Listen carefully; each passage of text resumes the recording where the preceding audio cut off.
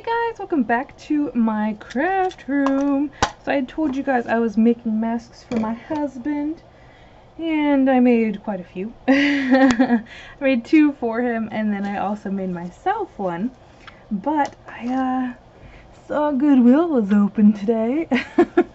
Couldn't help myself and went in, and I found this awesome shirt. My husband loves Deadpool, and I thought it would be really fun to make him a mask out of this. And, ooh, actually, it is omnidirectional. Yes! That's like the first step, is when you're finding your fabric. If you want it to be really easy on yourself, find a fabric that, you know, goes whichever direction. Because it's easier and you don't have to worry about it at all. There's one, actually I have it right over here. I made him a Harry Potter one, and apparently everyone's like, you have your mask on upside down. And it's like, no, if you look at the pattern, it goes both ways. But this is going to be a mask for a large face and beard, or if you just have a large face, then I will show you how you can, that looks a lot bigger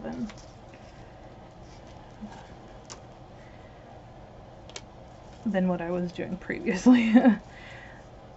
I'll show you what you can do to just close it up a little bit better. Yeah, that is a lot bigger than I had pre-cut. Let's cut some of this down.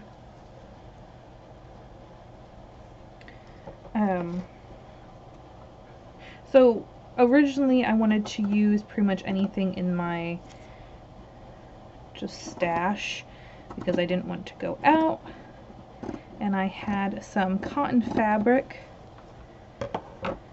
Actually, it was a pillowcase, which is this gray right here, and that's what I've been using for the back, because it's really nice and soft. It's like a t-shirt material, like a old vintagey, okay, that doesn't sound quite, like a worn t-shirt. It feels really soft. That makes sense. And then I just had some fabric that I thought he might like, just kind of stashed in my stash. Let's see here. Let's get this as close as possible.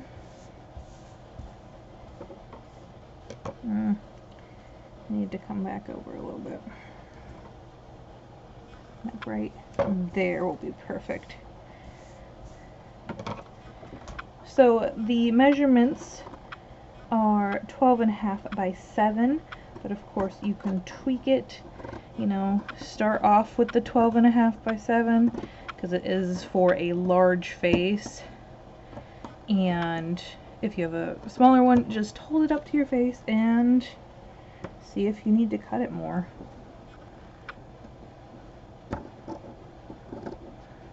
I tried to do some a pattern online, and it just the person that made it was not thinking straight, I don't think. Or they, you know, wanted you to purchase something extra. And I was like, there's gotta be an easier way, and also a bigger way, because my husband has a very fluffy beard, which actually he ended up cutting quite a bit of it off. You know, the whole quarantine hairdo change everybody's been doing apparently. So he ended up cutting some of it off, but the mask still works. The elastic is a little bit looser now, but I told him, you know, I can bring it in if you want. So let me check and make sure, because it looks a little wonky.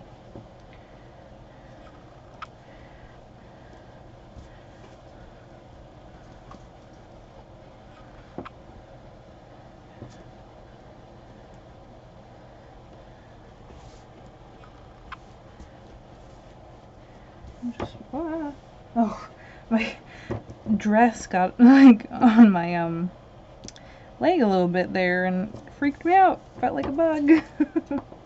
Alright, looks like we've got a little bit of extra here. I can cut off.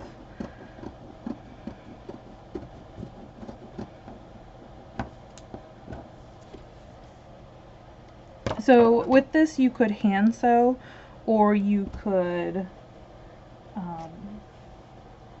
I've just been using my machine, but of course, you know, use whatever you gotta use. So we've got our back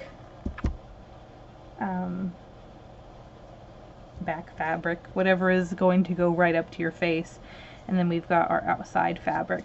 We also need some elastic. You could also use just fabric. Actually, this would be perfect because it already has buttonholes, and then you could just take the other side of the shirt and make another loop, so like that, and then you could just have buttons. Boop, boop, button. Or if you have elastic, you can use elastic. Or if you have shoe ties, I know a lot of people have been using those. You could just use fabric and just have it tied. There are so many ways to like, it's very easy to be able to find something that would work. I mean, if you just look at like these masks, it's just a piece of like plasticky, I don't know if it's plasticky. It's got kind of a cloth feel to it, but like if you have a corded elastic, that would work. Like if you're making junk journals, that's what they use, the corded. But this is just fold over elastic. And actually I'm gonna go ahead and cut it down. If you're going to do a large beard, kind of thinking maybe a little bit extra. If you're doing a large beard or large face, then you're going to do, your elastic is going to be 10 inches and then 16 inches. But if you are going to end up doing it, like if you just have a large face, then you're going to want 2 pieces of 10. The 16 is what is going to help you cover that beard without it, you know, scrunching up onto your neck and having it really sweaty down there. It just kind of gives it a nicer, you know, nicer feel, I guess. So the first thing we're going to do is actually we're going to hem each of our fabric panels. So just folding it over. You don't have to do this, but it just makes it look a little bit better. So you're just going to do a stitch. I've been using zigzag because I've just been loving it. I think I'm going to switch to just a straight stitch and then do it on this side as well, so that way you have a nice clean line. So I'm going to go ahead and do that on my machine, and I'll be right back. Okay, I've got them now hemmed. I used a contrasting bobbin and thread. So I've got a white and a blue going on. Oops. There we go. And then also white and blue. I like the contrasting on the actual mask. I think it looks really good. Especially when I did the zigzag stitch, it looked really cool. I mean, it was kind of, you know, childish looking, kind of, you know, like sketchy and whatnot, but I think it's cute. So I've got the burgundy elastic. I need to use the smaller elastic on the top, and then it's the longer one on the bottom. So whatever top and bottom you want, that's when you decide now. And then I'm going to use some pins.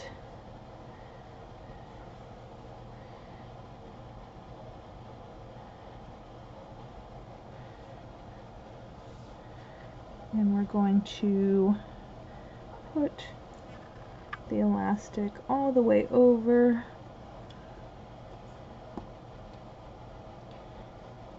And pin it.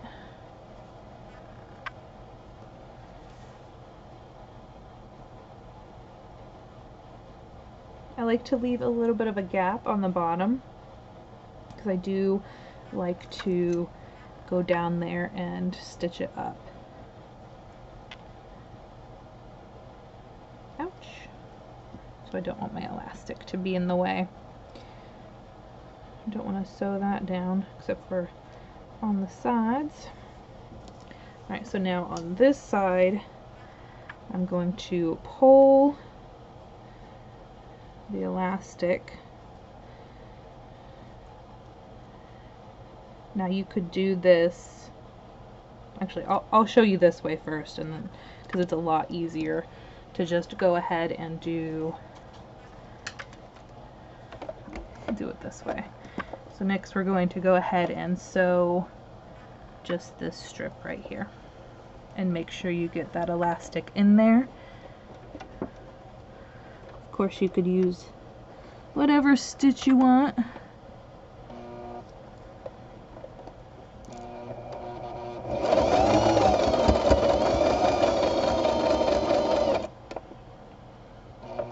Looks like my mask kind of goes in a little bit here.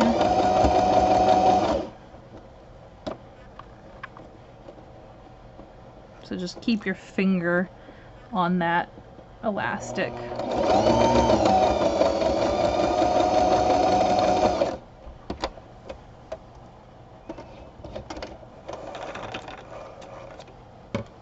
And then it's a lot easier for you to come back in with this guy.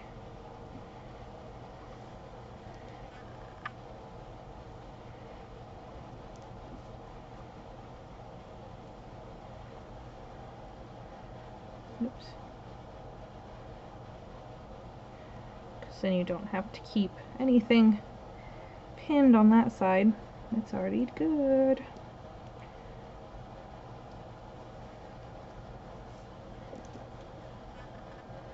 And then that guy.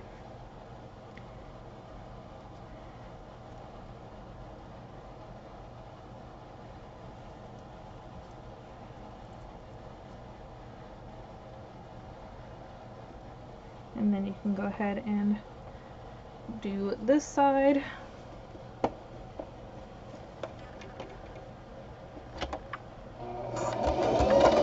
Oops. Okay, hold on. I gotta rethread my machine. Alright, now that that is sewn. Oops. My strings are so long I can't. I'm gonna go ahead and trim these up. Make it a little bit more manageable.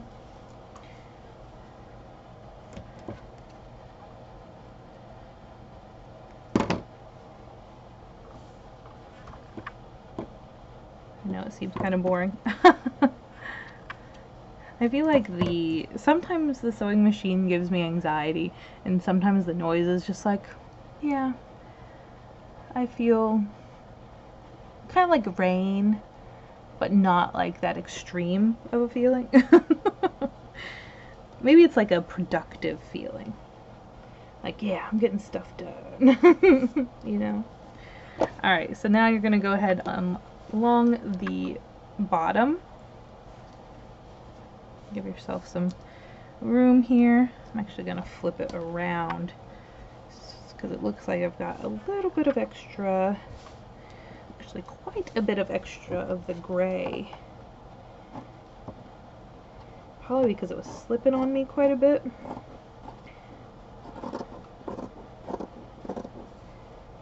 It's a very slippery fabric. Alright. Get it all lined up. And then take it in and just sew along the bottom. I don't know if it, you know, relaxes you as well to have the sewing machine go. But you could also just skip those parts.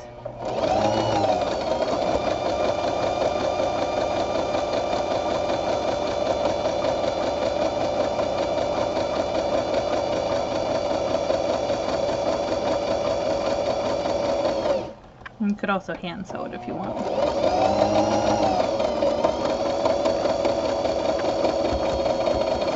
I know a lot of people use like a fusible tape, and that probably would work. I've never used it before, but I've seen a lot of people use it with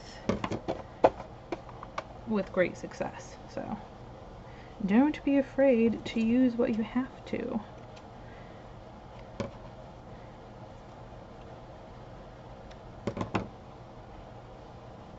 Okay, let's see how much extra I can cut off here. Looks like it's all right here at the bottom. This is really stretchy too, and I can see it's starting to stretch a bit.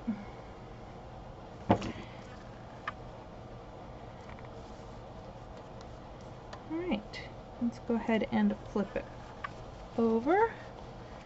Make sure everything looks nice. Little flip. You could round out your corners if you wanted to. I just find it easier to do it this way. I was doing the rounded corners for a little bit. I was like, this is just too much work. Too much work. Alright, so now you have a mask. I mean, like, if you wanted to be done, you could be done. You just have the, you know, the elastic already, and then you would just put your, here, let me see if I have one. If you have, you know, those masks, you can put that in there, and it's an extra filter. If need be, you can use toilet paper, you can use paper towel, you can use coffee filters. Gosh, I've seen so many people do so many things. Alright, so if you want to kind of finish it off and give it a little bit more stability, you can just go around all of the edges, well, except for the top, because you need that open for your filter. Go around and stitch all this. This is where the zigzag really comes in, like, really nice play, or even a contrasting color in a straight stitch, because it'll look really cool. Trying to think, you could even add some ribbon if you wanted to. It's a lot of, you know, varieties. So I'm going to go ahead and stitch this around, come back, and I'll show you some other things to go around, along with it. Alright, so once you have everything sewn up, well, if you want to do the extra, you know, I'm not sure what it would be called. Oops, looks like I've got a loose thread here.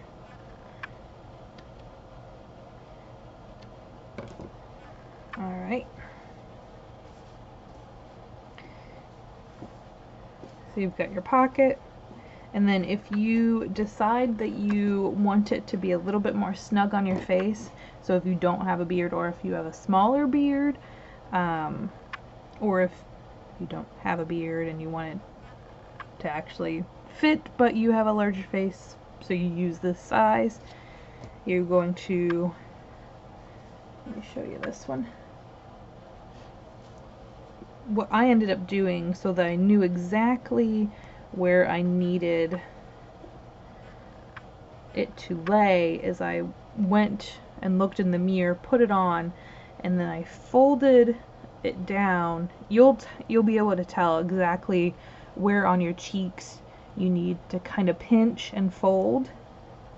Let me show you here. So you'll see, like, it needs to go like that, and then you'll pinch it on the other side,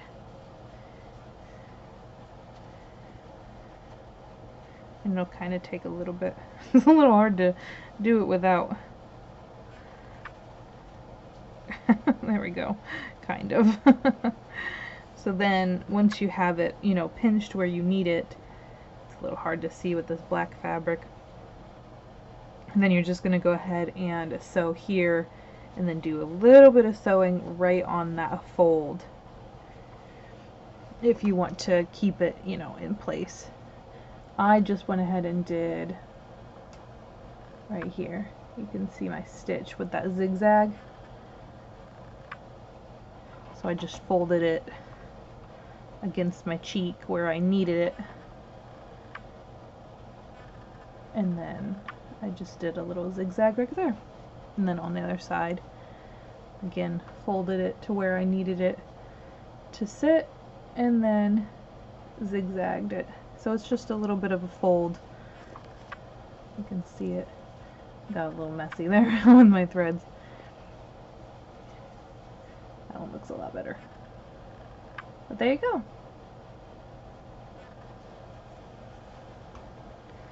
So that is the one that, if you have a larger face but you still need it to close in so that it has a tighter seal because you don't have a beard or anything or a smaller beard, you can always, you know, test it however you like. And then here's the other one that I made. He's wearing the other one I made that was Star Wars, but there you go. This one kind of tapers inward a little bit. They all kind of come out a little bit different every time you make them.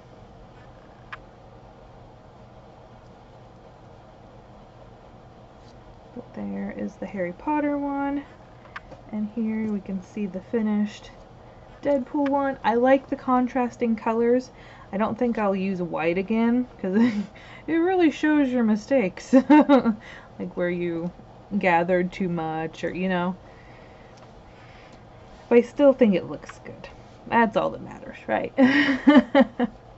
Alright guys, that is how you make a large face mask, and then of course how you can pucker it if you need it to be, you know, more form-fitting towards your face. Alright guys, thanks so much for hanging out with me while I put together another mask. I hope you're having a crazy day, good crazy, not bad crazy, and I'll see you in the next one. Bye guys!